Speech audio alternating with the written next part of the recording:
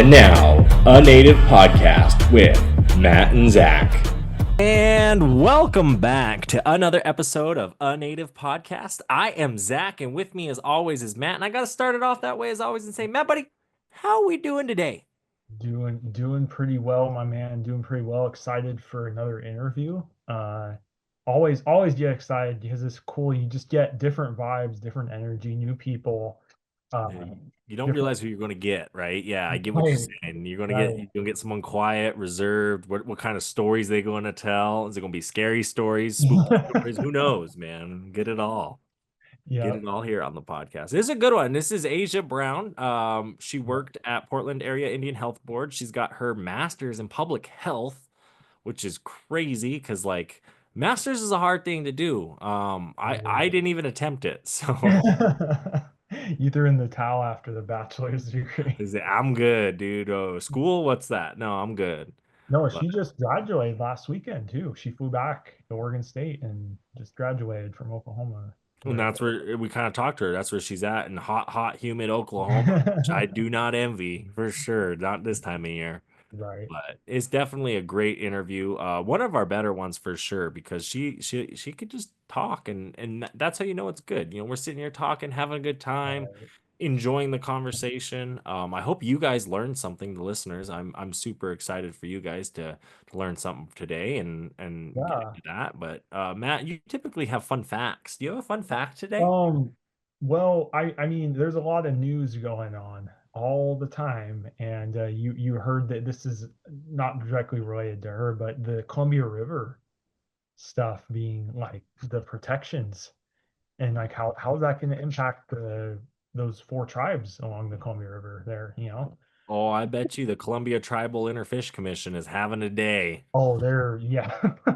Yeah, I bet that's scary, you know, because how many of those tribes, how many of their jobs are fisheries related along the river? All of them. You No, know, not all of so them, but are a you good thinking chunk. A good jobs chunk. for tribal I mean, members? you've driven that Columbia River I-84. You see the boats, and I didn't realize this when you are driving the river and you see the fishermen out there. I didn't Yeah, realize how many of those guys are actually native fishing. yeah, You yeah. know, And typically what gives them away is they put those round ball, the floaters, Yep. with their nets. And like the white guys don't fish that way. Like Oh, they're just fishing with their poles and their, Knife River boat or I mean what's that one? North River. oh, Wrong nice. brand. Yeah, Knife River. I was like, huh? Knife River's You mean the Rock? Yeah. Need some rock. Yeah. No, but yeah, you see that, and it's like they set them out, and then they go check them, and No, good. gill nets, I but didn't know that. I yeah, didn't no, know that. That's something new. I'll look for that next time too, driving. yeah, but yeah, Asia, she's our first like health related professional native person, so that's kind of cool. Yeah, you could argue Paul a little bit, with some of the A work little he's done, but the dude's an architect by trade. So she actually has the formal education in health, public health, which is great. Exciting interview, good one, longer one today, which I like because that's how you know it's good. Right. Well, that's why we say the 40 minutes to an hour because they do. They vary. Some are shorter and sweeter, and some are longer and have many stories and things to say. Well, and you're always sometimes when you reconnect with people, right? And you talk to Yeah. that, have those good times. And I'm not going to take a lot much time here, but I think we'll just dive right into the interview. But first, we'll get into some commercials. Did you know there's a new native apparel company? No, I did not. It's called Shop LS 574, named after the 574 federal tribes and the Little Shell descendancy of its founders. Wow, that's really cool, man. It is. It is becoming a spot to order native apparel by and for natives, working with native designers and teams to help best represent Indian country. That's awesome, dude. For sure. Now make sure to go pick up some A Native podcast swag as well as other native gear while shopping at shopls574.com. Oh, yeah. And do not forget to use code ANP10 to save on your next order. That's ANP10. Hey Matt, did you know there's a tribally owned net company? No, I did not. Not only are they tribally owned, but Blue Ribbon Nets also creates totally sustainable products. With Blue Ribbon Nets, not only are you getting quality nets, but even eco-friendly ones as well. That's awesome, dude. It sure is indeed. Make sure to use code RUGAROO10 on your next Blue Ribbon Net order to save. Again, the code is RUGARU10, RUGARU10. I am definitely getting a blue ribbon net now.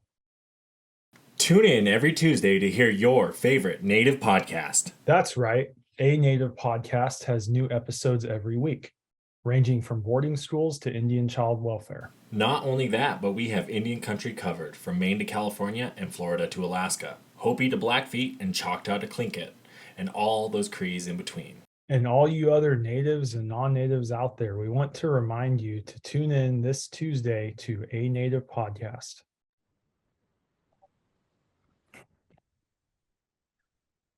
Alrighty, folks. Welcome to the podcast. Today we have Asia Brown, who is our interviewee. Asia, I'll just let you start it off by introducing yourself. Yeah, thanks. Halito suhuchapuya Asia chatta sihoki. Hi, my name is Asia, and I am a tribal citizen of the Choctaw Nation of Oklahoma. And I'm currently actually in Oklahoma. I'm on my tribal lands right now. I'm on my res. So if you see me looking frizzy and hot, it's because it's hot and it's summer in Oklahoma. So that's why I am looking the way I am. But yeah, that's kind of just who I am, I guess, in a nutshell. I could go more, but maybe I might save it a little bit. Okay. Well, me and Matt, I don't know. I didn't work with you at the Longhouse, but I know Matt did at Oregon State, and that's where I actually met Matt was Oh, at yeah. at the Native American Longhouse there. So that is where this connection comes from. It is definitely good to have that. Those Longhouses, those Native centers that these schools have are great resources, great tools. For all Native students, especially, I mean, you're Oklahoma, I'm Montana, Matt is South Dakota, but he grew up in Oregon. You know what I mean? So it's like it brings that together at a place, where there's 30,000 students and you're just trying to figure it out. So it's kind of cool that Oregon State had a place like that for us. Oh, sorry. By the way, I'm in a dorm, so my Wi-Fi might cut in and out. Feel free to let me know. Okay. But I just lost you for a second, but you came back, so I just want to let y'all know. Okay. No worries. We kind of when you were talking there too a little bit, kind of, but I think Zoom is pretty good at holding it in. So it kind of, it has the voice and whatnot. So we should be good. Do you want to talk about what you are currently doing in Oklahoma? What brought you there? And go into Yeah, so I am currently doing an internship with my tribe. My tribe offers like internship programs for folks who are needing that requirement in order to graduate. And I actually just graduated with my master's of public health. And so that's kind of why I'm here, is because I wanted to come down and do this internship, give back to my tribe, and just really both connect and reconnect. It's kind of been like I don't know what to say or call it, but it's definitely been a journey and a story of how I kind of just wound my way back here. Yesterday, I went to Tuskahoma for like a youth health event, and Tuskahoma is our Capitol grounds, and so we have our Capitol building there. And I went there. We had like a little, like those little sign or plaques or monuments out front, and I was reading it, and it was my great great great great grandfather was actually gave his farewell address at that Capitol building once it was finally erected. So it's just little things like that. I found their cemetery. I found, I just find any way that I somehow weave my way back to, home, and little signs and ways come up that like leads me there. So in a nutshell, it's like, yes, I'm doing this for school and graduation and checking off those boxes, but more so I'm doing it for like, my community and to kind of heal those parts of me and also like respond to like ancestral needs as needed too. Oh, nice. So kind of a personal journey too, in that sense. Yeah, for sure. So you have the ups and downs. I totally get that. I live on the Fort Peck Reservation and I absolutely hate it here. Yeah, no, yeah, there's definitely like, yeah, there's memories that come back where I'm like, oh yeah, for example, I remember how hot it is, or like, oh yeah, there's some things I'm just like, oh yeah, that's, that's how it is. These roads, these res roads are a little rugged on my little Honda Civic, little things like that. Those Oklahoma dirt roads and gravel roads, huh? I know, you see me really bumping up in my little Civic, but it's holding up. So yeah, there's little things I just like remember that I'm like, oh yeah, like, from my memories when I was little, but then it's just nice to kind of come back as an adult and kind of like, again, it's like not only healing for me, but it's also healing like my family to just kind of like understanding my parents and some of the stuff they did and why we moved around, but also like just coming back and getting what I needed. I think like something you brought up too is that like me and Matt met at Oregon State University, and a lot of folks sometimes may refer to it as a predominantly white institution, and that's also why these culture centers are so important, because I was literally the only native in my program. I Oh, wow. went from being the only native in my program to coming home and like being surrounded by natives and not having the same struggles as I did here, where I can just again like heal those parts of me, also understand like why some things happen the way they did, but just get what I need, because like at the end of the day, like that's why we're here. I just like it was like again like a real personal journey. I'm like I'm here just to be happy and to give back and be happy, and however way that makes me, and just having to do that in this way. So but yeah, I don't know. I'd be going off on these tangents. That's totally fine. That's what makes it a good podcast when people want to talk about what they care about, because it's your home. It's what I get it. I totally get where you're coming from. So it's good to hear about that. Do you think you'll stay after the internship's over, or do you think you're gonna go back to the Northwest, or I don't know. Is there any of that? Yeah, I mean, oh my gosh, it's like the dreaded question. It was so funny, our internship. I told people like the one question you can't ask me is what I'm doing after this, but it's like I have to think about it. It's inevitable. We're all doing it. And for me, excuse me, these allergies are taking me out. For me, it's like I would not be surprised if I did come back. I'm not gonna like make any promises. And I think because of that, I will somehow end up back. Again, like I don't know if that's permanently. I don't know if it's for, however way that takes shape and form. I will definitely find a way to be back. But I know for at least certain once this internship's over, I will go back to Oregon. My animals there, my family, I call my little family, my little family's there. So I'll definitely go back and just take a minute to, navigate the world we're in and figure some things out. And probably in the future, there will be some ways I will, find my way back. Nice, nice. What about a doctorate? You have a doctorate on your mind at all? I know that's the other question you probably get a lot of. Yeah, I know everyone's always like, what about the PhD? And I'm like, yeah, I don't know. I think right now, like, I am like, I felt really good about the master's, and I think I just kind of got that out of my system. So I think it's not like a PhD isn't really something I feel like drawn to as of right now. Obviously, that could change. Yeah, I feel good with the master's, but I do tell people, I'm like, if I do like go and decide to get a PhD, like something I'm like, there's like two topics I'm really interested in like researching. And one of them is understanding how crowd control agents affect menstruation on protesters with uteri.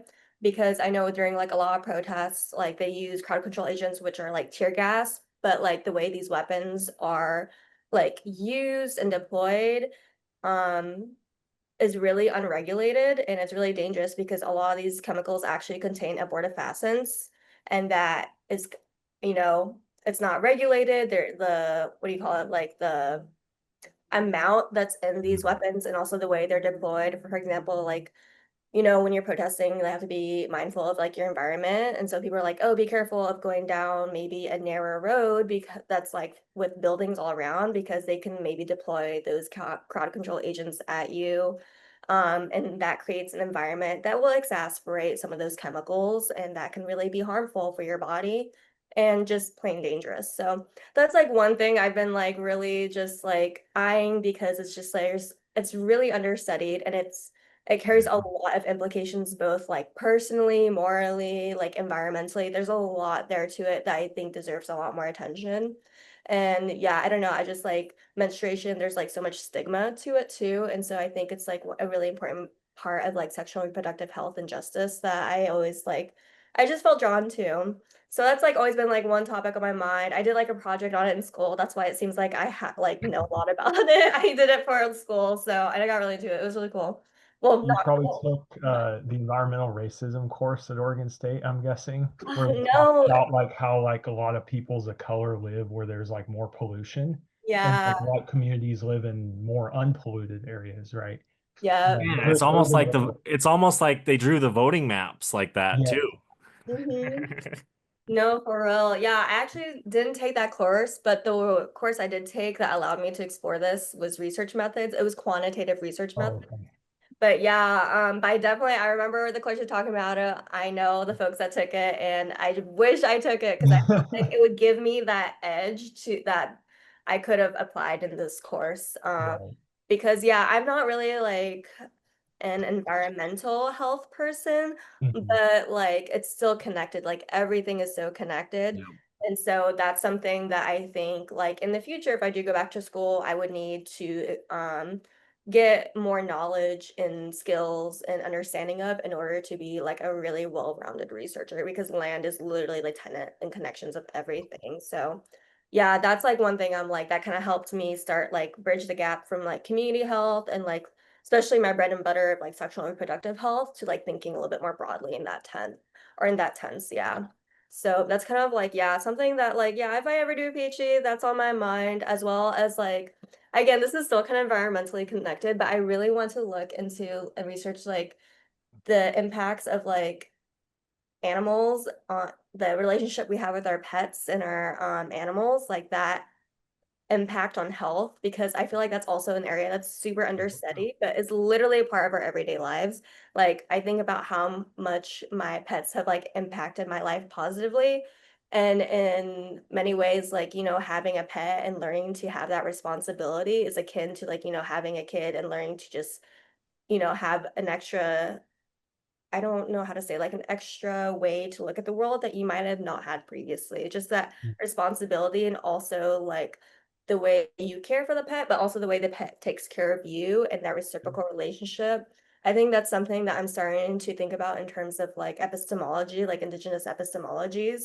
That is, again, like a cornerstone of our health that's just really understudied and, like, it's slept on. And, like, the way and when we are, like, learning more about it and are awoken by it, we start unearthing and start realizing more parts of our health that like deserves that attention. And so yeah, I just think about actually again, it's like another project I did for school. It was like one of my last classes and me and my friend did a presentation about it. We interviewed people about like, what are your experiences with pets? And it was actually so deep and it was really cool to learn and share with folks about that and just think a lot more about how like our relationships with like those that we might not speak the same language with, but like share so much in terms of our home and our lives can really be like some of the most overlooked and biggest parts of who we are. You know what I mean? Oh, 100%. My parents have a little farm, and my dog actually passed away in November, but the coyotes have gotten worse since November. And part of it, what Benny would do is he would walk the outskirts of the house and he would pee on different trees and different Yeah. places. That's his way of saying, I'll protect my space, that you provide for me. Like he knows that, right? It's that relationship. And we do overlook that, and you take it to that native level or that indigenous level, like you said, where we are connected to the land, the animals and whatnot. I look at the trees in my yard and the branches that aren't growing leaves right now, that's that tree's way of telling me it's okay, you can cut me down. And I can go up there and snap that branch, right? Because there's no water going to it.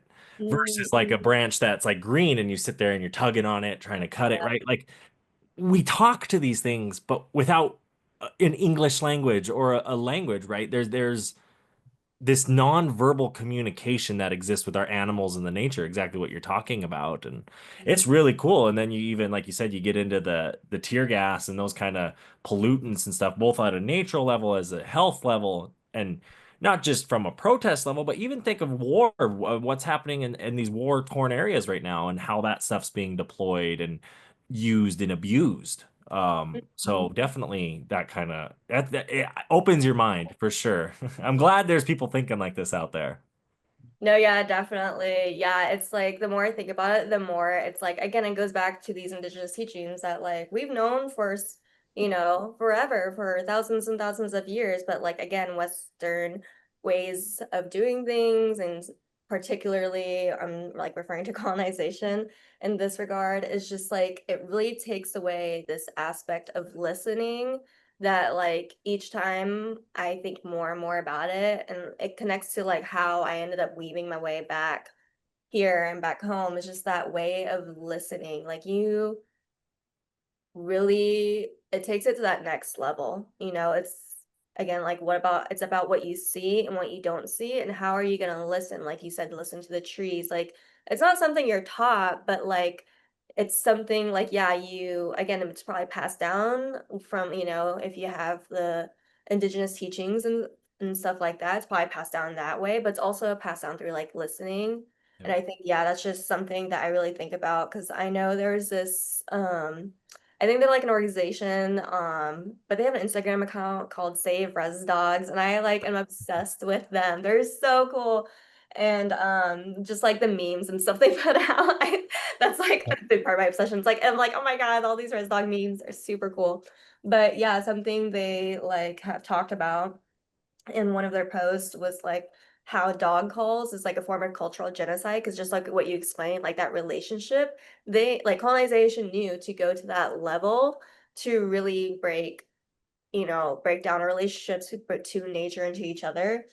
And I remember one of the posts talked about there was I think like some type of like Zoom meeting or something for the community, and a First Nations individual spoke up, and someone asked, when will our communities be okay? And the individual responded, when our dogs are looked after. And so I really think about it in that way. Like when we think about taking care of each other, looking after each other, it's like that sense of, again, responsibility, that reciprocation, that community, that accountability takes on definitely a new level. And so, and I'm not saying that it's, oh, I feel like sometimes it can sound like a little woo-woo or sound a little romanticized. Like it's not going to be easy. It's definitely going to take work and a lot of learning and unlearning, and, not going to be perfect at all at it. But again, that's again like the indigenous teachings of listening and humility and stuff like that coming into play, that I think helps like make that process that much more hopefully smoother. No, No, definitely no. I had a couple notes here. I related to those two areas you're interested in researching. The first with the like the tear gas, right? It brings me in my mind back to when I went to Standing Rock. Yeah.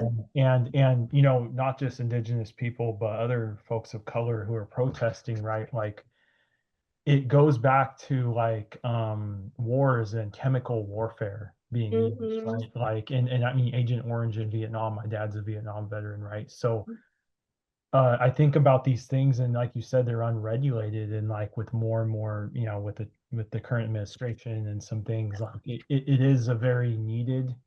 And it's interesting to me because that I would argue is more for physical health, that Hmm. research, right? The impact. And then with the pets, with the dogs, I think about indigenous youth and mental health, right? So it's like Yeah. hitting on those two areas, which is really cool, in very different ways, but Yeah. very much needed, I think, research. Yeah, for sure. I think that's like why I like those two topics really just like are what, if I ever go for a PhD for, are like the ones I'm drawn to, because I think it really in a way kind of embodies me. Like, the animals, like everyone knows who knows me is like, okay, Asia like loves animals. Like, yeah, we get that. But like, yeah, like you said, like the fact that like again, it's like about youth and mental health, like youth, like working with indigenous youth, like I don't know why, but that's just always been something that I've done in my life. I like, it's not something like when I was younger, I'm like, yeah, I'm gonna work with youth, it's just something that's just naturally and organically just happened. And I just always seem to like, I don't know, have a knack for it in a way. And so I think that's why, yeah, we exactly what you said, that connection is there too. And then public health in terms of like, sexual reproductive health, like that's where the connection with the other topic comes into play. So I feel like those two things are very much like an embodiment of me. And it's kind of like, yeah, I guess like if I could create a perfect, universe of like what, how to describe myself, like just through things, like that's like, those topics are what I feel like helps like explain like who I am a little bit, but also like the culture and stuff, like not just like the scientific sides and the research to it, but also like the other deeper things too, that like really reflect what I've been like marinating on, that like show up and why I'm like back here doing my internship. Well, I think there's a couple of things there. One, I think you have two PhDs right there. You got to go get. And then the other is when you take exactly what you just said with the indigenous perspective of that, right? Like I think in those industries, you get a lot of people that look at it like, oh, you're in sexual health, you weirdo, or oh, like you like animals, you weirdo. You know what I mean? Like Yeah. Mhm. it's disrespectful in my way that people do that because it's like you are looking at it from like all these perspectives, the whole circle, not just the science, not just the indigenous, because there is those connections because everything in this world goes together that way. It's not as gray and or black and white as they say. It's a lot of gray in between. And that's kind of what I like that you kind of hint on. I feel like us indigenous people and that indigenous side of things is really it. It is that holistic. It's like walk around at one time, look at all the angles and really see what we're looking at and look at it as the problem solution, not as, oh, it's a problem, whatever. Like it's Mhm. it's it's something that we can address and we can address it the right way. And it's good. We need people like you in these spaces because if we don't have it, you get the people that just kind of they especially with the current administration, the stuff that's just like, nope, get out of here. We don't want you here. And it's like, it's not how it works. Right. Mhm. Yeah, no, for sure. That reminds me of like, the difference between a circular view versus a linear view. It's like circular view also cuts through time and space too, which is something that I think it's really hard sometimes to wrap our heads around in the current ways we're doing things, but it's really important to take into consideration. Oh yeah, no, you look at I tell Matt all the time, you look at what natives are going through right now in 2025, right? Mhm. And just take it back to the 1860s, right? You're talking almost 200 years ago, but you look at what the natives were going through then and the reservation era being set up and all that stuff and all the racisms, but you look at where the money was being spent because history revolves around money. Mhm. And they're building the railroads, they're coming out west, they're expanding. There's a big population they can't support, and it's like, hey, look at that. We're kind of in those same things. And you Mhm. have to look at like, hey, they wanted, Trump just reversed was it the Klamath River or the Columbia River? Columbia River. The Columbia River with the salmon.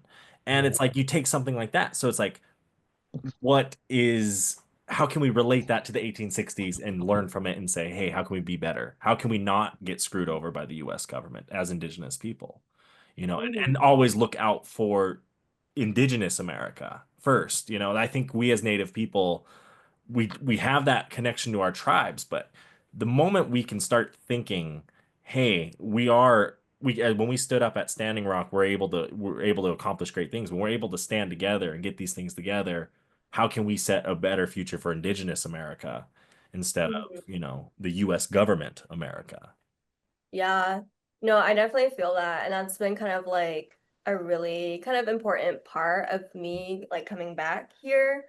Something I was definitely like really nervous about is like I haven't been home since I was little and like I didn't have the opportunity to grow up in community. And so there's definitely like a little bit of like I'm an outsider here, but also I'm not. And that's what's been really tricky because it's like I know like the native identity in particular is like so oppressed in so many ways. Like even our elders, like it's sometimes hard to like talk about cultural things because like they were taught to like, suppress that and not talk about that. And so sometimes for me, it's like kind of hard because it's the fact of again like me trying to again get back to my roots and connect and reconnect that in of itself can be triggering to our own community members Yeah. and it's been like a tricky experience navigating that. It's like, we know what we need to do and we know the importance of being together, but it's like that trauma goes so deep that it can easily make us feel shame, put us Oh, yeah. against each other, or be triggered when we do see someone trying to engage or rising, and being successful in Western ways. It can be triggering sometimes. And so that has definitely been, like, something that's been on my mind, and, sometimes you have to have a thick skin, and sometimes you're just, like, having to also, like, learn to navigate those spaces, like, I think that's, like for me, it's, like, when I'm out west, I definitely push a lot, and try to use, like, my privilege in the ways I have it there, in terms I'm talking about, like, politically, like, you can push certain things a lot more, and then when I'm home, I'm definitely a lot more, like, I don't want this to be ever confused as like, silence, but I'm definitely a lot more respectful and I'm just listening more here because I'm in the belly of the beast. I'm here, I'm at home, my tribe, but also we're in Oklahoma. there's a lot to be said right there. And there's a reason there's a lot to be said right there, you know what I mean? And it's been me trying to like listen and think more and both just do what I need to do and the work that I need to do the work here, as well as like healing again, healing in so many ways, like both personally, but also just like like learning from that experience of like, how I may be triggering people that I don't even know about or who, you know, things like I said, like just our identities being oppressed and triggering in those ways. And it's just been interesting because it's now I relate to folks who like had to, who have been in diaspora. I definitely relate to those struggles as well as now, coming back and understanding kind of like as well as like growing up when I was little, before we moved away, the struggles of also being here too, and just holding both of those truths at the same time and learning what I can from that so that it can again be healing and doing the best I can. Like that's what I'm saying. It's like it's not gonna be perfect, but like in community, I'm seeing like the ways that like we've have our trauma and carry it and like how do we, get from the trauma to like the place that we need to be. And it's just there's no right answer for that. No, I on Tuesday I experienced something similar. I mean, we went to the Native American Youth Center, the NAA in Portland. They had a kind of a business natives getting together at the U of O campus there in Portland, and me and Matt went, and Yeah. I do not look native to most people. And when you start talking about native stuff, like they look at you like, what? But Mhm. I feel like I have a decent enough education to like talk on some subjects. And when I do, I guess when you talk to those native people, especially the ones from the community or from the res or whatnot, that have that question about you, that exactly what I get what you're saying, that it's almost like an edge of like, I don't trust you. Mhm. But you know, I to get that feeling of where you break down that trust, where you can almost open up and say, I get it. I get you. I get your struggle. I get his struggle. But I Mhm. also understand the Western world. I am fortunate enough. And I think, you take like Chief Plentycoo, his saying, it's like, hey man, we got to learn the way of the white man or we're going to go extinct. Because Mhm. if we don't do that, how can we compete with them if that's who we're competing with? Mhm. So definitely I see that, but it's that, like you're saying, it's that acceptedness, that trustworthiness of the community and that disconnect that it's like you gotta just it's trust and time and so Mhm. much more. Like it's not just a fucking switch that you can flip. Yeah. And it's Mhm. 250 years, almost 400 years if you go all the way back to the 1600s of Mhm. just oppression and trying to belittle us and say we're not smart and say we're not human. I mean, everything from day one, we taught the Westerners how to bathe. Like, Mhm. take that into consideration. Like, we taught you hygiene. If we're the Yep. ones doing that, Yep.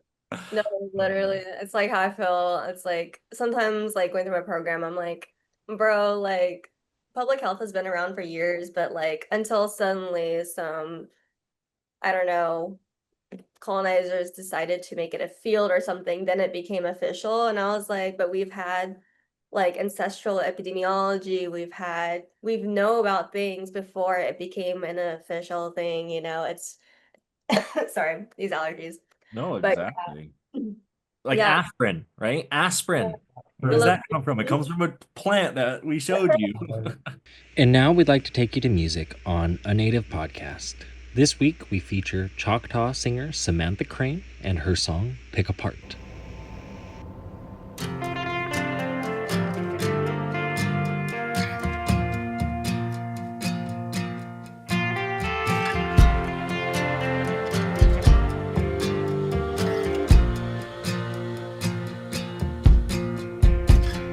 Do you think you're making your own magic when you kill someone else? It takes 1,000,000 years to make that ill.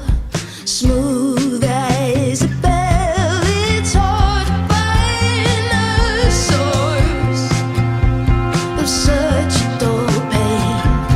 And so the signs turn on. You're quiet as a bone. It might take 4 days for them to find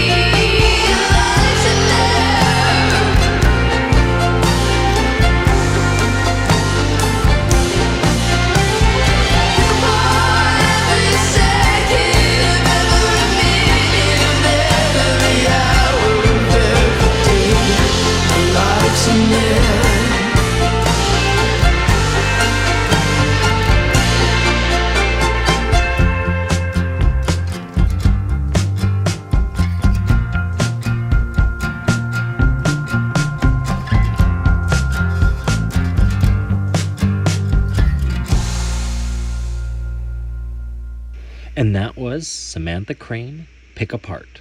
Now, back to the podcast. Well, yeah, Asia, I'm traveling down to Peru to the Amazon in September. And so like we're talking about, North America, indigenous people, it's like that's going to be such a different, like the indigenous peoples of South America, the Amazon, it's like they're still living more traditional, like it's nature's pharmacy there, basically, Some are untouched. There are There some are some untouched tribes. uncontacted, but yeah, these things we've always had, like I buy a sunscreen now from a company called Lakota Made, which is out in Oh, I heard about Minnesota. them. Yeah, she has some great products and stuff. And like the sunscreen's 3 ingredients. It's beeswax, shea butter, and like nano oxide or something. And it's like it's the best sunscreen I've ever used. Like it works better than the shit you buy at Walmart. Like No, for I'm like, oh real. my God, like It works good until he asks you to rub it on him, and you're like, "I'm good, man. Rub it on yourself." No. He's like, I want you to try it. no, I'm just giving him a hard time. he throws shade. But no, the identity stuff's interesting. Like I'm thinking of all three of us sitting here and like our educational journeys and going, like sometimes you're jumping around or you're transferring schools, or I mean I went out to Montana and Idaho, and like I was not accepted right away at Montana State with the native people, and like I look native in a lot of settings, but like They they're viewed like, you as they viewed you as an urban native. yeah, they're like, who's this motherfucker with like, sorry, I'm cussing, but Say it. who's this It's guy your with like, podcast. It's our podcast, and okay, he's like, I'm like sorry. who's this motherfucker? He's wearing Jordans and a flat bill hat, and they're like, and I played I feel like sports. that's the Oregon So, natives. Looking like yeah, but like I grew up in Southern Oregon by Roseburg, like kind of hick and like rural, but I played sports and like they kept calling me urban. Like, what's this urban? Like I grew up in the middle of nowhere. Right. But but after a few months, there's this like trust that's built. And like then the natives, the Blackfeet, oh, you're Lakota, and like it was, I don't know about the crows, but we were You were down in Hardin a few times. I was down there a few times. it comes So out. after a while, it's like it takes a little longer to build trust with Yes. than other groups. And that's what it is once that shell breaks, it's like, no, those are really cool folks. And I get there's this guard up at all times. Well, and it's hard too, because I think you look at like us and even you, Asia, in the sense like you have an Oklahoma and an Oregon perspective on natives, right? It's if you're not sometimes in that exact region, that people from that region have trouble building that trust with you.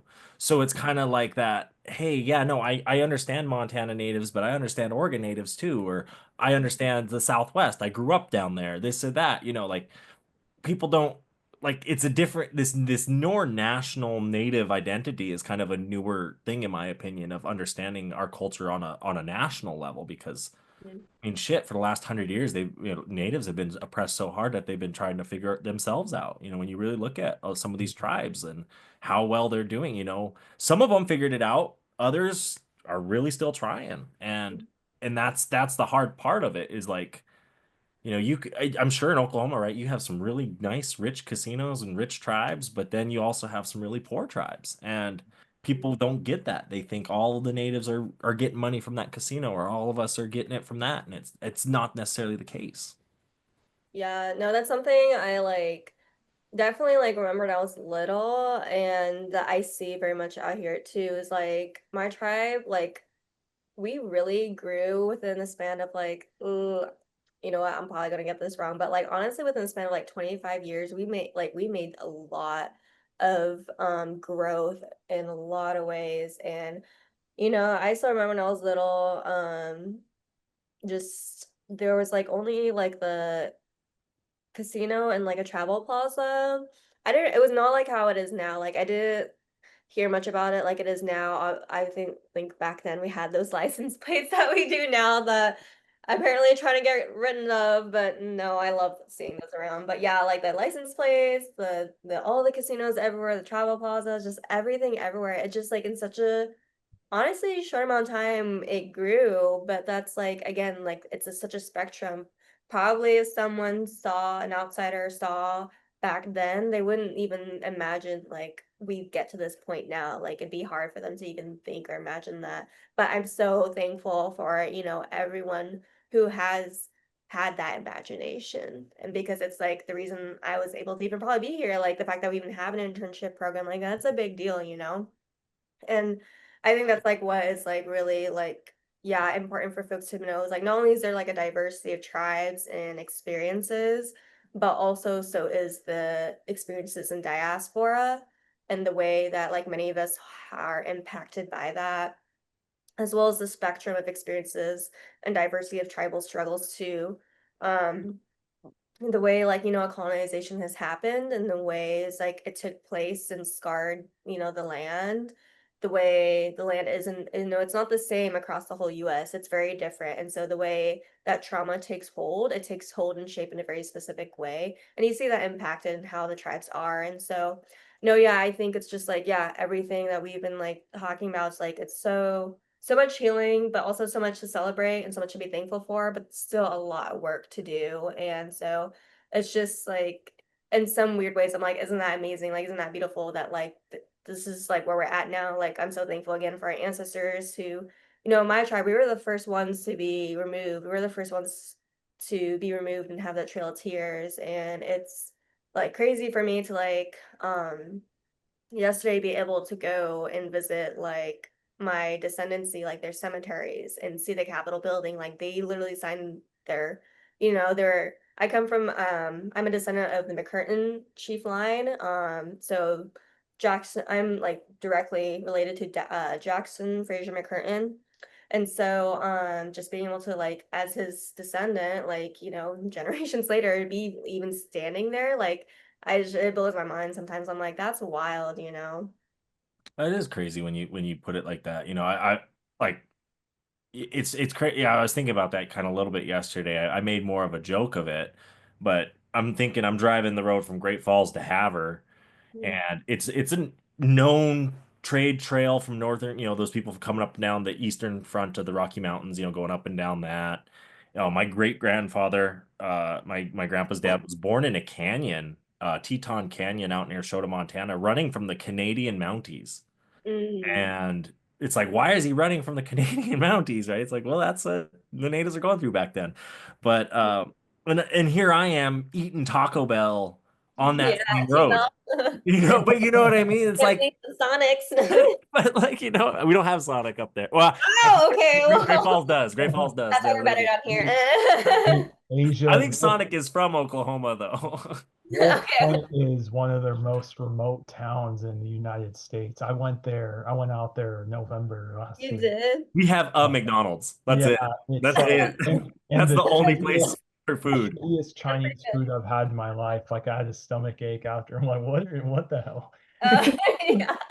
They did you dirty.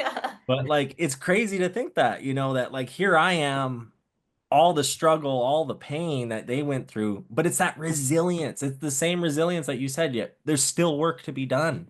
Hmm. I see my white friends and it's like, hey, then go ahead, go sit on the couch, be lazy, get fat, do whatever. We have work to be done. Hmm. And you hear that in Lou's interview, you hear that in Reno's interview, you hear it in Paul's interview. Like we have work to be done. And I think that's the resiliency of it. Like you tried to take us out, but you didn't, and you're not going to. Right. Yep. There's this definite like there's this theme, and I don't know if you call it a theme with like Native people is like the journey, like what you figure out what career, what you want to do, but like all of us here are wanting to help Native people in some way. Hmm. But there's always like this pull back to like homelands like Asia. You just went, but you might not be there forever, but you're at least going back, right? Zach, you came to Oregon, you're back in Montana, and you love Montana more than like anyone I know. And it's like there's this pull, and I've been feeling the pull for my future sometime down the road to go more east, to go every time I'm in the plains, whether it's Montana or Dakotas, I just feel like better. Like I just there's this like Home. yeah, it's this at Yeah. home feeling, even if it's not that specific place, it's that like geography, it's that like open landscape. It's Because you were there spiritually, in that yeah, sense. Like you forget how much nomadic even the Sioux were, right? Like Right. you would go all the way up to Glacier Park and then all the way down to Mexico. Like Hmm. we didn't just stay in these borders. You know, there were no borders. We roamed. There's stories of Blackfeet people going down to Mexico, the Condor and the Eagle, right? Like there's all these different stories of that. We were nomadic. All these interstates were built over highways, which were built over trade routes. You know, like Bismarck, North Dakota is a trade center, always has been. Billings, Montana, crossroads. Portland, Oregon, what'd they do? Build right over the longhouses. But it was a trade center because the Willamette and Columbia Rivers met right there. Like, it's it just how history has really, the United States history book has really tried to dumb us down and make us do this, but it's not. It's not the truth. Yeah. Um, Briefly, sorry, I wanted to ask you a little bit about your work because you did work for Portland Area Indian Health Board in the Northwest as well. And kind of as we get towards the end of the interview here, I'm curious just talk a little bit about that as well.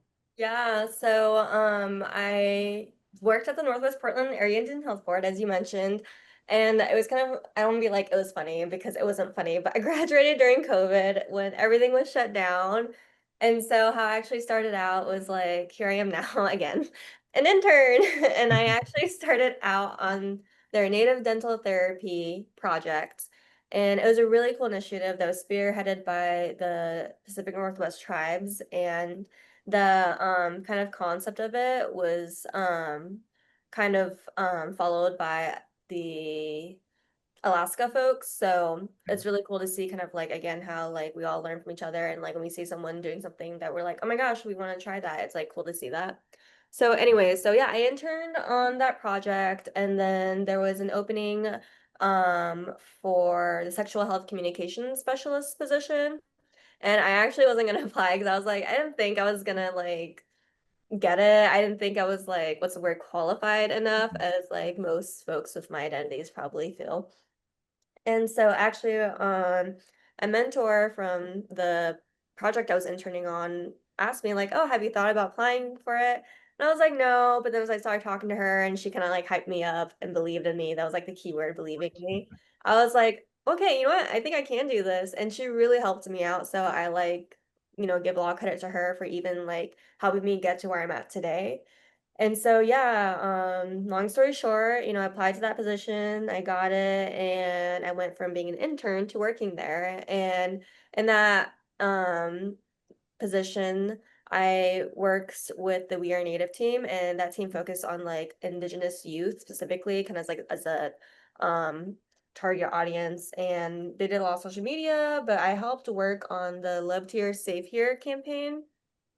And actually, that was like so much fun. And that was actually really cool because Ame was the person that was helped us create that campaign. And Ame is me and Matt's, we all work together. They all work together. We all, we all work together.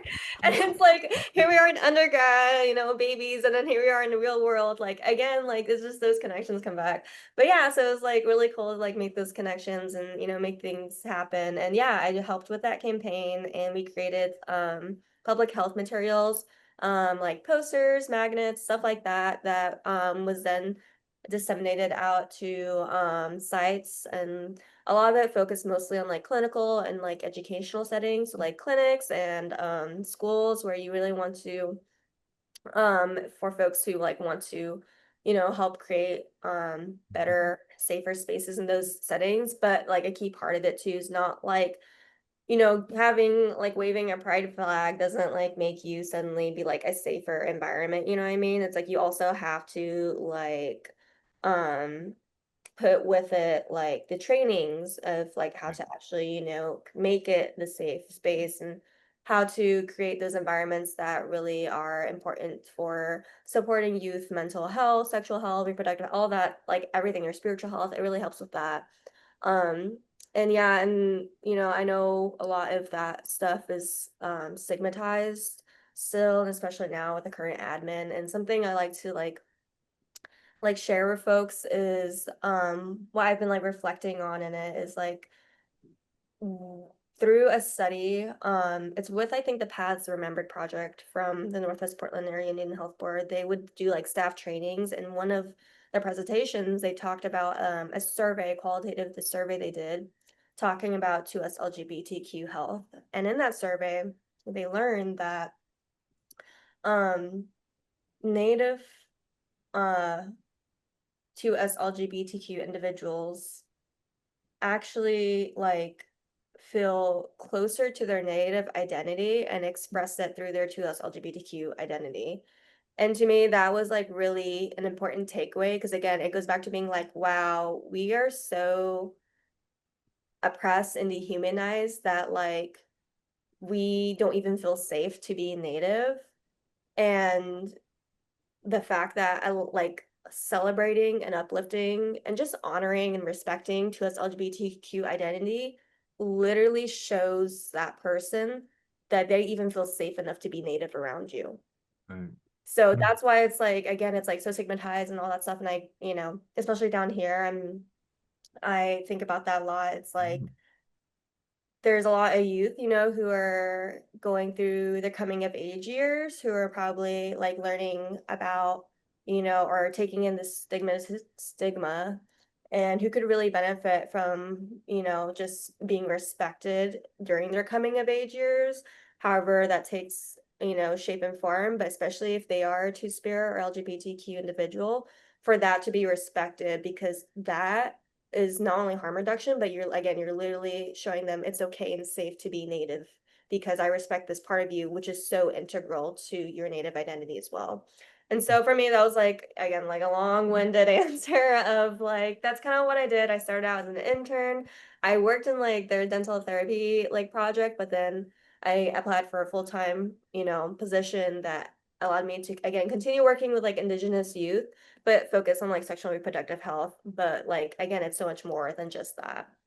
Right. Yeah, Oh, yeah. that's a lot. Go ahead, Matt. Sorry. Oh yeah, Asia, because you were on our with our G&G work, you know, Zach and I worked with G&G with the SME call, you were on Yes. there regarding our youth vaping campaign. And like Yeah. and I was kind of curious. I'm like, oh, but if you work with youth, I mean, you're gonna see them doing it. Like Oh yeah, and it's funny because it's like that's what I'm doing now too. Actually, like the little presentations I do for the youth, I go with she's awesome. She's like the one like really spearheading it and leading it. She does these like vaping prevention presentations for our tribal youth, and it's like I even now I'm still doing stuff like that, you know? Oh, that's cool. Was a need. I mean, it's our communities need that stuff, especially health, a lot, anything health related. I mean, think about we're underfunded, underserved, under this, under, you know, like high diabetes, high sexual this, high that, you know, it's everything. Infant mortality. I know Matt worked on an infant mortality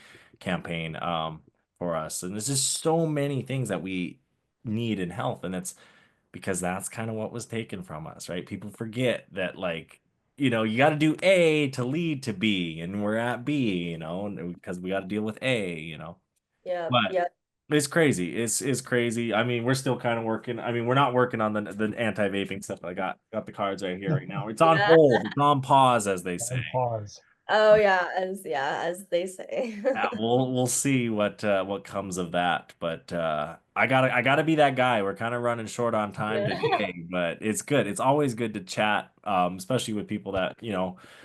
I mean, I met you, but I haven't like met you enough, I guess. Like Matt knows you well. But I definitely it's good to talk to people like you from our past that, you know, it's good. That's Indian country, you know. We're always going to run into each other no matter where we're at down the road.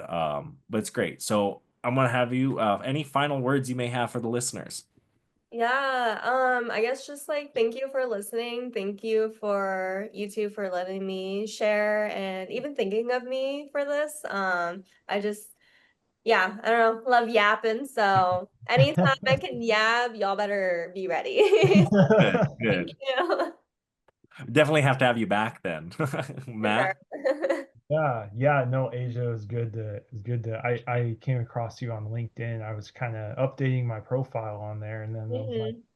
Zach was like, hey, like think of some other people, you know, for podcasts. And I'm like, well, we haven't really hit like public health and like, you know, Hey. and some more females. We've interviewed a few, but I'm like, no, we need to diversify a little bit there. No, Mhm. Matt knew exactly. He's like Asia. Yes. You want to line it up. I was like, make it work. No, it's cool to see like where everyone's doing from the Longhouse days. We're kind of like a little like mini family on Wait, campus, you know, and like probably knew too much about each other back then. I know, yeah. Those good old undergrad days. Yeah. Yeah, but I had just a really short, really quick question, just for the viewers. Like, what kind of general like advice do you have for young Native people wanting to go into public health work? Yeah, I guess the advice I have is kind of like a lesson I'm learning like right now. There are many lessons that I've come across, but this is the one that's like really stuck out to me, and it's kind of just been like the theme of this um I guess conversation we've had. And so kind of my advice is like the real work starts now. I don't know. That's like a message I received kind of when I found out I got into grad school. I kept hearing like the words, the real work starts now, the real work starts now, the real work starts now. And at the time, I had thought it was referring to grad school because I've heard all the horror stories. And so and I also wasn't a very good undergrad student, to be honest. So I was like fully expecting the worst. And it was not easy for sure, but it was probably not as hard as was expecting, honestly. Like, and I get it now, but a lot of people are like, in some ways, grad school was easier than undergrad, and in the ways that they mean it, I get it now. So when I like felt and heard those words, I was a little bit thrown off. And I was like, this is maybe not what maybe it's for something else, not what I was thinking. Maybe it's for something else. And it was actually my last official term of classes at OSU. And it was in Lou's class, of course. Um, One of the students in that class really like emphasized how Indigenous existence is literally resistance, and it just finally clicked to me. I was like, oh my gosh, like the real work starts now. It was never about this institution. It was, never about OSU or whatever it means. It was always about the fact that my ancestors were trying to bring me back home. And in order to do that, again, I'm in diaspora. I had to go and get this education, which would even allow me to get into the internship program to even come back here. And when coming back here, that's when the real work starts. And so I would joke and tell people like, oh, I would always graduate during like troubling times, whether that was COVID during undergrad or now when my field's getting defunded.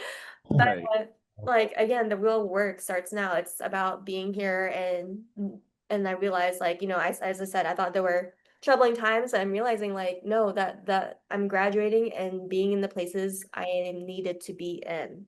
So for folks who are like thinking about going to public health or are in public health, like you are where you are meant to be, and it's easy to kind of like lose sight of that. I feel you are doing the real work starts out. You are doing the work, and you are where you're supposed to be at. You deserve to be here, and it's not going to be easy, and it will be times where ups and downs, you fall out and you fall back in, but like just the real work starts now. It'll just don't give up. Just know that like even during the hardest times, like bring yourself back to your center, to your home, to community, and that will just remind you and give you the strength you need to keep going.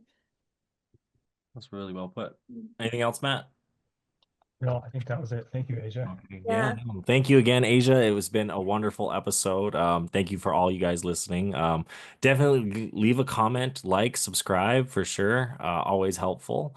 But I don't have much. I mean, you wrapped it up beautiful. I mean, the real work starts now. I feel a similar thing. I got kicked out of OSU. I didn't leave on the best of terms, Yeah. but But it's okay because you're absolutely right. The one thing as a kid I always wanted to go to school, Oregon State. My parents are diehard Beavers. My dad, every Saturday in the fall, man, we could be in bumfuck Colorado, New Mexico, whatever. We're finding a TV and watching the Beaver game. That's my religion, I guess, is Oregon State football. But I got kicked out and I did not know what to do. I mean, it's still like you could argue I still have depression 10 years later from that. But it brought me home. It brought me to MSU Billings. it brought me to Reno Charette. It brought me to Jeffrey Sanders, my professors there that got me interested to say, hey, let's take this shit seriously. I kind of was at the Longhouse and whatnot at OSU, but my love wasn't there for it. And then that love came, Mhm. once you kind of gave me a reason, and I got that reason. Here I am, where me and Matt are now making podcasts, which is crazy. Met him not even day one during my start program at OSU. Oh, We gosh. walked into the Wait, Longhouse. really? Yeah. I was there that summer. I was one of the 2 summer workers that summer. Oh my God. And I walked Oh, in with my yeah. dad. He's like, come Something. check out this Longhouse thing. And I was like, whatever, Longhouse. And we probably sat and talked to Matt for a half hour. Oh. But Literally, and it's so cool to think back to like us all like starting at OSU Yeah. somehow. And like I admit this and no shame. I didn't finish my master's through OSU.